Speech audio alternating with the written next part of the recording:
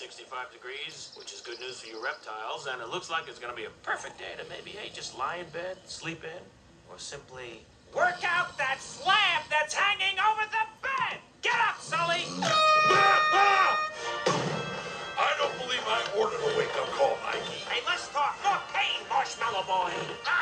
Feel the burn! You call yourself a monster? Scary feet, scary feet, scary feet. Oh, the kid's awake! Okay, scary feet, scary feet.